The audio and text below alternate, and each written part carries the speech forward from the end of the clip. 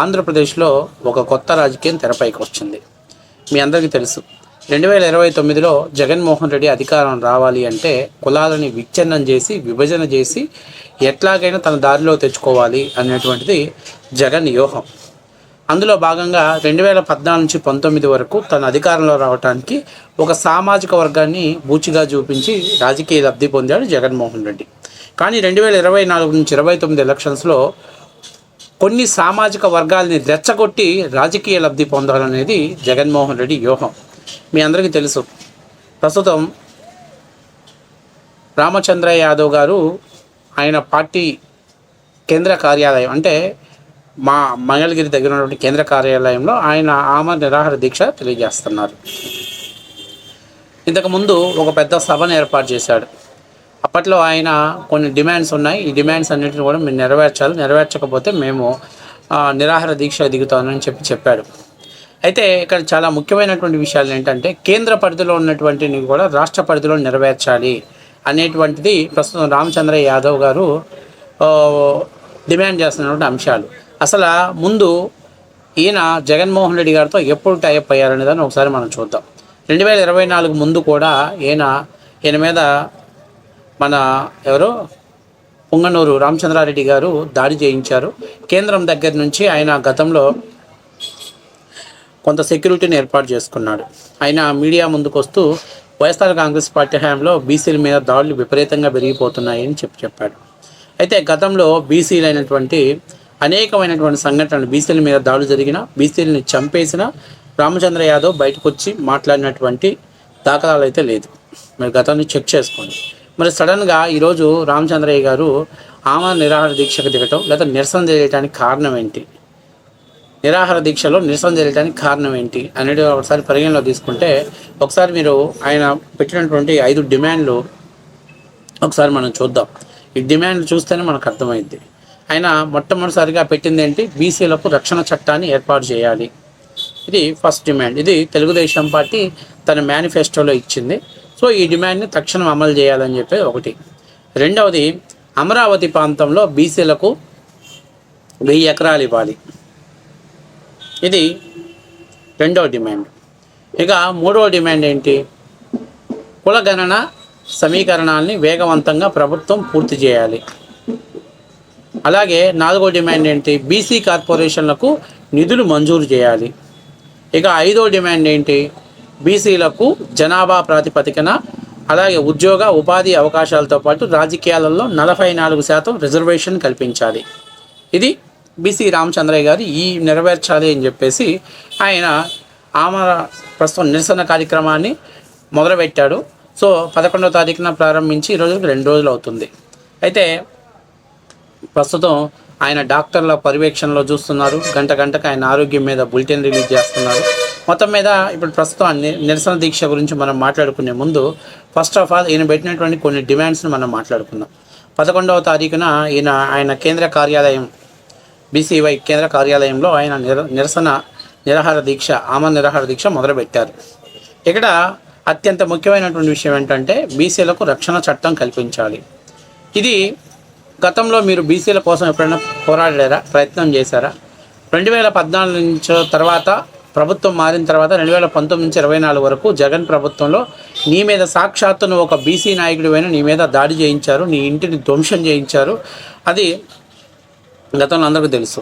నీ మీద దాడి చేసి ధ్వంసం చేయించినప్పుడు నీ కేంద్రం దగ్గరికి వెళ్ళి పర్మిషన్ తెచ్చుకొని నీకు ఒక ఫుల్ సెక్యూరిటీని తీసుకొచ్చుకున్నావు. మరి అదేవిధంగా రాష్ట్రంలో నందం సుబ్బయ్య కావచ్చు, లేకపోతే తోటా చంద్రయ్య కావచ్చు, గాలియ్య కావచ్చు, అమర్నాథ్ గౌడ్ కావచ్చు, ఇట్లాగా లెక్క పెట్టుకుంటే కొన్ని వేల మంది బీసీల మీద వైసీపీ ప్రభుత్వ హయాంలో దాడులు జరిగాయి, చంపబడ్డారు, అత్యంత పాశవికంగా చంపేశారు. అయినా కూడా ఏ రోజు కూడా బీసీల కోసం రక్షణ చేయండి, బీసీల కోసం రక్షణ చట్టాన్ని కల్పించండి అని చెప్పి అసలు నిరాహార దీక్ష చేసినటువంటి పాపాన పోలేదు మన రామచంద్ర యాదవ్ గారు. ఇంకొక ముఖ్యమైన విషయం చెప్తా వినండి. 2019 ఎలక్షన్స్లో రామచంద్రయ్య గారికి 16,535 ఓట్లు వచ్చాయి. కానీ 2024లో రామచంద్రయ్య గారికి కేవలం 3,500 చిల్లర ఓట్లు మాత్రమే వచ్చాయి. ఇంత తేడా ఎందుకు అని అంటే 2019లో ఆయన ఎన్నికలేసేటువంటి అంటే ఓట్లు వేసేటువంటి ఓటర్లకు తాయిలాలు పంచుతానని స్లిప్పులు ఇచ్చాడు. ఆ తర్వాత ఎన్నికల్లో జరిగిన తర్వాత ఏ ఓటర్లకి కూడా ఆయన డబ్బులు ఇవ్వకుండా మోసం చేశాడనేది పుంగనూరులో ఇప్పటికీ కూడా చాలామంది మాట్లాడుతున్న మాట. సో అలాగే ఈరోజు చాలా ముఖ్యమైన విషయం ఏంటంటే, గత ప్రభుత్వంలో ఎటువంటి రక్షణ చట్టం కల్పించకపోయినా గతంలో ఇన్ని దాడులు జరుగుతున్నాయి చూసి నారా లోకేష్ గారు ఆయన ఇవ్వగలంలో ఒక హామీ ఇచ్చారు. బీసీలకు కూడా రక్షణ చట్టాన్ని కల్పిస్తాం, బీసీల మీద దాడి చేయాలని చూస్తే మాత్రం కఠిన చర్యలు ఉంటాయి అని చెప్పారు. సో ప్రభుత్వం వచ్చి ఇప్పుడు 2 ఏళ్ళు అవుతుంది. ఈ 2 ఏళ్లలో దాని మీద ఆచరణ సాధ్యం పైన సాధ్యాల మీద పరిశీలనలోకి తీసుకుంటుంది రాష్ట్ర ప్రభుత్వం. ఇదే కరెక్ట్ అదునుగా భావించినటువంటి మన రామచంద్ర యాదవ్ ఒకవేళ బీసీ చట్టాన్ని కానీ అమలు చేస్తే అది ఆమరణ నిరాహార దీక్ష చేస్తే ప్రభుత్వం నాకు భయపడి ఆ చట్టాన్ని ఇచ్చింది అని చెప్పుకోవడంలో ఆయన విజయం సాధించడం కోసం ఈరోజు నీ నిరసన దీక్ష చేసి ఉండొచ్చు. ఇంకొక ముఖ్యమైన విషయం చెప్తున్నా, ఆయన అత్యంత ప్రధానమైనటువంటి ఒక ఆరోపణ చేశాడు. ఏం డిమాండ్ అడుగుతున్నాడంటే, అమరావతిలో బీసీలకు 1000 ఎకరాల ల్యాండ్ ఇవ్వాలి. నాకు అర్థం కావట్లా, అదేంటి బీసీలకు 1000 ఎకరాల ల్యాండ్ ఇవ్వటం ఏంటి? రాజధాని రైతులు రాష్ట్ర భవిష్యత్తు కోసం, రాష్ట్ర బిడ్డల భవిష్యత్తు కోసం దారబోసినటువంటి భూముల్లో మేము కూడా ఇప్పుడు మొన్న ఆర్యవైశ్యులు పొట్టి శ్రీరాములు గారి విగ్రహం కట్టాలనుకున్నారు. ప్రభుత్వం ల్యాండ్ ఎలికేషన్ చేసింది, వాళ్ళు బ్రహ్మాండమైన విగ్రహం కట్టారు. మీరు కూడా మహాత్మా జ్యోతిరావు పూలే గారి విగ్రహం కట్టుకోవాలనుకున్నారు అనుకోండి, డెఫినెట్లీగా ప్రభుత్వం భూమి ఇవ్వకపోతే మేము నిరసన తెలియజేయండి, ఒప్పుకుంటా. లేదు బీసీలకు ఒక హై లెవెల్లో సిస్టమ్ కలిగినటువంటి దాంట్లో ఒక ఎడ్యుకేషన్ని ఏర్పాటు చేద్దాం అనుకున్నారనుకోండి, మీరు అడగండి, మీకు ఆ ఎడ్యుకేషన్ ఇన్స్టిట్యూట్ ఏర్పాటు చేసుకోవడానికి ఎన్ని ఎకరాలు అవుతుందో అన్ని ఎకరాలు మీకు ప్రభుత్వం ల్యాండ్ ఇస్తుంది. ఎందుకంటే రాష్ట్రంలో ఉన్నటువంటి బీసీ బిడ్డలకు నాణ్యమైనటువంటి విద్యను అందిస్తామని మీరు చెప్పారు కాబట్టి దాని బేస్ మీద విద్యను ఇస్తారు. లేదు ఇంకా ఏమైనా బీసీలు కోసం సంరక్షణ కోసం వాళ్ళు ఏదైనా ఒక వెల్ఫేర్ భవనం కట్టుకోవాలనుకుంటున్నాం కాబట్టి ఒక బిల్డింగ్ ఎలికేట్ చేయమనండి, అలాట్మెంట్ చేస్తారు. అసలు నాకు అదేం కాకుండా నాకు 1000 ఎకరాల రాజధానిలో కావాలి, బీసీలకు ఇవ్వాలంటే నాకు అర్థం కావట్లేదు. ఏంటి బీసీలు ఇలా రాజధాని ప్రాంతంలో రాజధాని కోసం భూములు ఇచ్చినటువంటి వాళ్ళల్లో మెజారిటీ బీసీలు ఉన్నారు. పోనీ వాళ్ళకి అన్యాయం జరుగుతుంది, వాళ్ళకి న్యాయం చేయమని మీరు అడగండి, అది ధర్మం. ఇలా ఓసీలకు భూములు ఇచ్చి, ఎస్సీలకు భూములు ఇచ్చి, బీసీలకు భూములు ఇచ్చి, లేకపోతే ఇంకా మిగతా కులాలలో అన్ని కులాలకి ప్రభుత్వం భూములు కేటాయించేటువంటి సంస్కృతి ఎక్కడైనా ఉందా? ఇప్పటిదాకా రాజధానిలో కానీ ఎక్కడైనా ఇటువంటి డిమాండ్ పెట్టిన వాళ్ళు ఎవరైనా ఉన్నారా? ఈ డిమాండ్ చాలా అర్ధరహితమైనటువంటి డిమాండు, ఇది అసలు ఆచరణ సాధ్యం కానటువంటి డిమాండు. మరి ఎందుకు ఈయన ఈ సాధ్యం కానటువంటి డిమాండ్ ఈ డిమాండ్ తీసుకురావటం బట్టే ఈయన జగన్మోహన్ రెడ్డికి రాజకీయ లబ్ధి చేకూర్చడం, రాష్ట్ర రాజధానిలో కన్ఫ్యూజన్ వాతావరణం క్రియేట్ చేయడం కోసం ఆయన పెట్టాడు. ఇక్కడే కాదు, న్యూఢిల్లీలో 1000 ఎకరాలు, దేశవ్యాప్తంగా బీసీలు అనేకమైనటువంటి కులాలు ఉన్నాయి కదా, మరి అక్కడ పోయి డిమాండ్ చేస్తారా మీరు? అది ఆచరణ సాధ్యం అవుతుందా? ల్యాండ్ ఇవ్వటం ఏంటి? అసలు బీసీలకు ల్యాండ్ ఇవ్వండి అనేటువంటి డిమాండ్ ఏంటది నాకు అర్థం కావట్లా. మీరు ఒక విగ్రహం కడతాం, మా బీసీలకు సంబంధించినటువంటి ఒక నాయకుడు, ఒక మహాత్ముడి విగ్రహం పెట్టుకుంటాం, ల్యాండ్ అడగండి, తప్పు లేదు మా బీసీల కోసం ఉచితంగా విద్యను ఇవ్వటం కోసం ఒక ఇన్స్టిట్యూట్ ఏర్పాటు చేస్తాం, ల్యాండ్ ఇవ్వమని తప్పు లేదు లేదా మాకు ఒక కమ్యూనిటీ భవనాలు కేటాయించండి అని చెప్పండి, అడగండి, తప్పు లేదు. లేకపోతే రాజధాని అవసరాల కోసం భూములు ఇచ్చినటువంటి బీసీలకు న్యాయం చేయండి, ఖచ్చితంగా బీసీలకు సమగ్ర న్యాయం చేయండి, వాళ్ళకి ఇవ్వాల్సినటువంటి ఫ్లాట్లు మీరు కేటాయించండి అని అడగటంలో ధర్మం, అది ధర్మం. ఎందుకంటే వాళ్ళు రాష్ట్ర అవసరాల కోసం భూములు ఇచ్చారు. లేదు రాజధాని ప్రాంతంలో భూములు ఇచ్చినటువంటి బీసీలు ఇబ్బంది పడుతున్నారు, వాళ్ళకి ఓసీల కంటే కూడా బీసీలు ఇబ్బందికరమైన పరిస్థితిలో ఉన్నారు. తక్షణమే వాళ్ళకి ఇప్పుడు ఇస్తున్నటువంటి దాంట్లో కౌల్లో ఇంకేదన్నా ఉపాధి కోసం మీరు ఇంకేదన్నా బెటర్గా చేయమని అడగండి, అది ధర్మం. అంతేగాని కమ్మోళ్ళకి ల్యాండ్ ఇవ్వండి, రెడ్డి గారికి ల్యాండ్ ఇవ్వండి, బీసీలకు ల్యాండ్ ఇవ్వండి, లేకపోతే ఆర్యవైశ్యులకు ల్యాండ్ ఇవ్వండి, బ్రాహ్మణులకు ల్యాండ్ ఇవ్వండి, ఇది ఎక్కడిది? ఇది ఎక్కడన్నా ఉందా? ఇది ఎక్కడైనా జరిగేటేనా? ఇది ఎక్కడైనా ఆచరణ సాధ్యమైనటువంటిదేనా? ఈ డిమాండ్ అనేది అసలు ఎక్కడా కూడా ఆచరణ సాధ్యమైనటువంటి డిమాండ్ కాదు. కాబట్టి ఇటువంటి డిమాండ్స్ ఎందుకు రామచంద్రయ్య గారు మీరు అడుగుతున్నారు?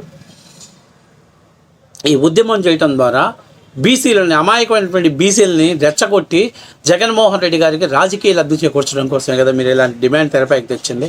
అసాధ్యము, అసంభవమైనటువంటి డిమాండ్ ఇది. నేను బీసీ రక్షణ చట్టం తీసుకురమ్మానండి, వెరీ గుడ్, అది చెయ్యాలి. ఎందుకంటే ప్రభుత్వం హామీ ఇచ్చింది. మీరు దానికోసం ఫైట్ చేయండి. దానికోసం నేను నిరాహార దీక్ష దిగుతున్నానండి, అది సమ్మతం. ఎందుకంటే వాళ్ళు హామీ ఇచ్చారు కాబట్టి దాన్ని నెరవేర్చాల్సిన బాధ్యత రాష్ట్ర ప్రభుత్వం మీద, కూటమి ప్రభుత్వం మీద ఉంది. సో ఇప్పుడు ఈ 1000 ఎకరాల కాన్సెప్ట్ అనేది ఇవ్వటం మొదలు పెడితే ఆఖరికి ప్రతి కులం, ఎందుకంటే వాస్తవంగా 1000 ఎకరాలలో ఏ కులాల్లో బీసీలు ఏ కులానికి ఎన్ని ఎకరాలు ఇవ్వాలో మీరు కూడా అది చేసి నోటిఫై చేసి తీసుకురండి, ఇంకా విచిత్రంగా ఉంటుంది. కాబట్టి ఇవన్నీ కూడా అసాధారణమైనటువంటి, అసంభవమైనటువంటి విషయం. నేనేం బీసీలకు వ్యతిరేకం కాదు. నేను చెప్తున్నా, నేను బీసీలకి వ్యతిరేకం కాదు. నేను కూడా బీసీలకు నాకు బంధుత్వం ఉంది. అట్లాగని చెప్పేసి ఇది అసలు ఆమోదాయకమైనటువంటి కానటువంటి, అసంభవమైనటువంటి డిమాండ్ అడగటం అనేది అది కరెక్ట్ పద్ధతి కాదు. బీసీల రక్షణ చట్టం చెయ్యాలి, ఓకే. రెండవది, మీరు ఏదైతే అమరావతికి 1000 ఎకరాలు ఇవ్వాలనే దాన్ని, అది అసంభవమైన విషయం. ఇక మూడో విషయం ఏం చెప్పాడు, బీసీ కార్పొరేషన్స్కి లోన్లు నిధులు కేటాయించండి. Very good. ఇది కంపల్సరీగా ప్రతి బీసీ బిడ్డల ఎదుగుదల కోసం ఉపయోగపడుతుంది. అవసరమైతే ఇంకా ఒక 20% పెంచి నిధులు కేటాయించమని అడగండి. దీనికి రాష్ట్ర ప్రభుత్వం నుంచి సమాధానం రావాలి, సమాధానం చెప్తుంది. ఇది ప్రతి బీసీ బిడ్డల యొక్క హక్కు. ఈ హక్కును సాధించుకోవాల్సిన బాధ్యత ఉంది. కానీ గత ప్రభుత్వంతో పోల్చుకుంటే ఇప్పుడు బీసీ బిడ్డలకు, కార్పొరేషన్లకు రుణాలు ఇస్తున్నది ప్రస్తుత కూటమి ప్రభుత్వం. గతంలో మీరు చూసుకుంటే ఆదరణ పథకం తీసుకొచ్చారు, కానీ గత ప్రభుత్వంలో బీసీలకు చేయూతనిచ్చి అరకొర నిధులు ఇచ్చాడు. కానీ ఈ చంద్రబాబు ప్రభుత్వంలో బీసీలకు ఆదరణ పథకం వచ్చింది. అలాగే వాళ్ళు తీసుకున్నటువంటి దాంట్లో బీసీల పిల్లలు విదేశాల్లో చదువుకుంటే వాళ్ళకి విదేశీ విద్య ద్వారా చదువుకోవటానికి ప్రభుత్వం చేయూతనిచ్చింది. ఈరోజు నేను అంటుంది ఏంటంటే ఇంకా బెటర్ కావాలి, బీసీలకు మరింత రుణాలు మంజూరు అవ్వాలి, బీసీలు పారిశ్రామిక వెతకడం కోసం సపోర్ట్ కావాలి, బీసీలు కార్పొరేషన్లకు రుణాలని కేటాయించండి. ఇది నిధులు కేటాయించమన్నట్టు ఇది అర్థవంతమైనటువంటిదే, ఇది సమర్థవంతమైనది. ఇది రాష్ట్ర ప్రభుత్వం కూడా పరిగణలో తీసుకోవాల్సిన బాధ్యత ఉంది.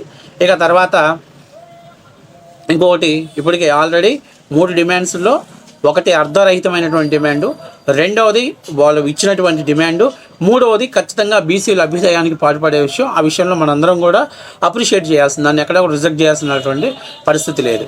ఇక మూడవది అయిపోయింది. ఇక నాలుగవది ఆయన చెప్పినట్లు బీసీలకు 44% రిజర్వేషన్ కల్పించండి. దానికంటే ముందు కులగణన విభజన జరిపించండి. ఈ కులగణన విభజన అనేది రాష్ట్ర ప్రభుత్వం చేతిలో ఉందా, కేంద్ర ప్రభుత్వం చేతిలో ఉంది. కేంద్ర ప్రభుత్వం దీని కులగణన అనేది చేయాలి. ఇప్పటికే అనేక రాష్ట్రాలలో దీని మీద పెద్ద సమస్యగా ఉంది, సమస్యాత్మకంగా ఉంది. కాబట్టి దీని మీద మీరు పోరాటంలో తప్పు లేదు, దీన్ని నేను తప్పు పట్టట్లా. ఎందుకంటే అది మీ హక్కు. ఏ కులం ఎంతమంది జనాభా ఉన్నారు, ఆ కులాలలో ఎవరు వెనుకబడినటువంటి తత్వం ఉన్నారు, ఎవరు విద్య ద్వారా తమ కులాలలో ముందడుగులో ఉన్నారు అని తెలుసుకోవాల్సిన బాధ్యత ఉంది. దీన్ని నేను తప్పు పట్టట్లా. అయితే ఇది కేంద్ర ప్రభుత్వ పరిధిలో ఉంది. ఇక బీసీలకు 44% రిజర్వేషన్ కల్పించండి. మరి గత ప్రభుత్వంలో బీసీల రిజర్వేషన్ కోటా జగన్మోహన్ రెడ్డి తగ్గించాడు కదా రాజకీయాలలో, మరి దాని మీద ఎందుకు మీరు పోరాటం చేయట్లేదు?